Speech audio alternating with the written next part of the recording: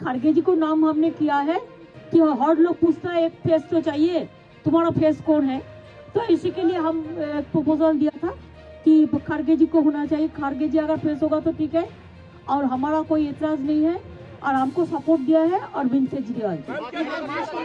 नीतीश जी नाराज है आपके प्रपोजल से? क्या नीतीश जी नाराज है? नहीं, मेरे को पास ऐसा कोई खबर नहीं है।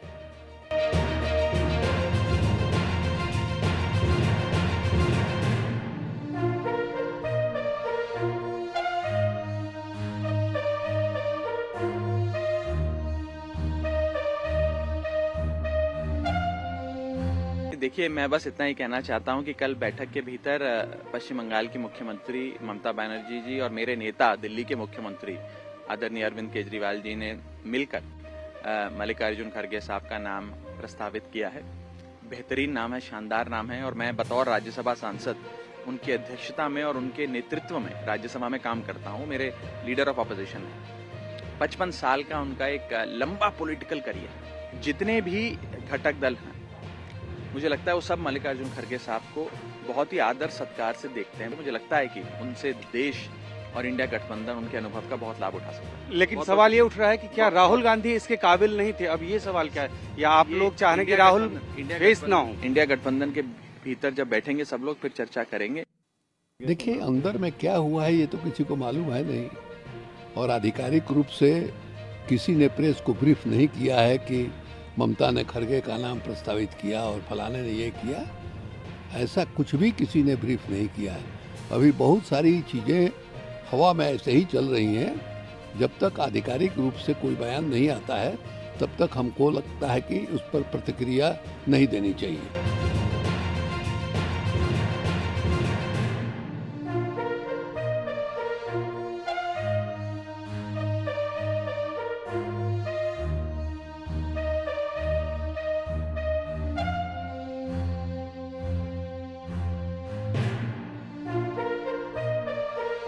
अरविंद केजरीवाल और ममता बनर्जी ने अगर नाम भी प्रस्तावित किया तो खड़गे साहब का कर दिया।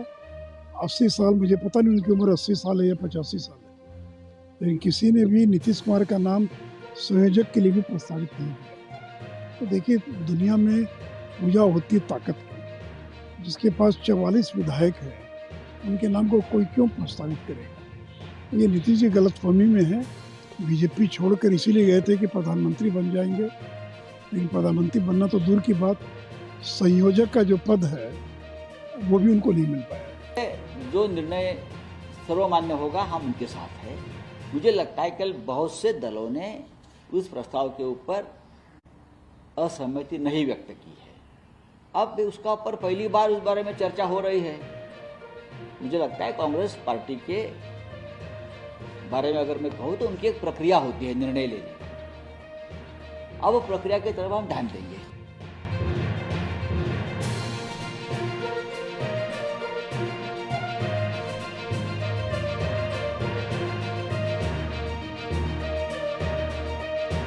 इसी तरीके से कभी शिवसेना और भारतीय जनता पार्टी का जब गठबंधन हुआ करता था तो सामना में शिवसेना अक्सर भारतीय जनता पार्टी की आलोचना किया करती थी। आज बड़ी मुश्किल से इंडिया गठबंधन तैयार हुआ है, और इंडिया गठबंधन में तमाम विपक्षी दल एक मोटो के साथ, एक उद्देश्य के साथ एक साथ बैठे हैं ताकि मोदी सरकार को रोका जा सके 2024 में। ऐसे में शिवसेना कांग्रेस पार्टी को घमंडी कहना, अहंकारी कहना, और 5 राज्यों में जो हार हुई है ये कांग्रेस पार्टी की हार है, इस प्रकार की बातें सार्वजनिक रूप से करके कांग्रेस को अपमानित करना, कांग्रेस की आलोचना करना, ये सरासर गलत है। इससे इंडिया गठबंधन पर असर पड़ सकता है। तो मैं अपेक्षा करता हूं कि संजय राउत या शिवसेना या सामना आइंदा इस प्रकार की हरकत न करे, वरना इसका असर इंडिया गठबंधन पर पूरा हो। अपनी बात रखी, राम गोपाल जी ने कहा, उन्होंने अपनी बात रखी। अब ये सारी चीजें कमेटी के अंदर हैं, नेताओं के बीच में है कि लोगों के इंक्लिनेशन देखें, पॉलिटिकल पार्टीज का इंक्लिनेशन देखें, फिर उस पर फैसला करें। तो उनकी बात बिल्कुल सुनी गई, समझी गई, और उस पर बाकायदा खड़गे साहब ने कहा कि रूमर पर हम लोगों को तवज्जो नहीं देना चाहिए। ये इंडिया गठबंधन बना है, 24 में भारतीय जनता पार्टी को देश से हटाना है। बसपा को भी साथ रखेंगे गठबंधन? देखिए, बहुत बार हम लोग कह चुके हैं कि पहले बसपा के नेता को भारतीय जनता पार्टी से दूरियां पहले दूर करें। लोकतंत्र की हत्या जबरदस्त ढंग से हो रही है। 22 तक हम लोग प्रतीक्षा करेंगे कि शायद सरकार को सद्बुद्धि आ जाए और वो सबका सस्पेंशन वापस ले ले और जो हमारी मांग है उसके अनुसार लोकतंत्र की हत्या सरकार बंद करे। जो कानून विपक्ष की अनुपस्थिति में पारित करा रही उसमें जो सुझाव मिले थे जब वो गया था सिलेक्ट कमेटी के पास, डिसेंट नोट है, उसके अनुसार कार्रवाई करें। हम 22 तारीख को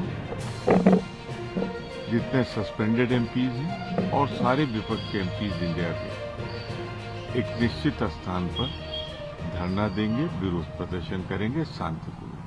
दोस्तों प्लीज कमेंट करके बताएं कि आपको वीडियो कैसा लगा। वीडियो को लाइक और सब्सक्राइब करना ना भूलें। धन्यवाद।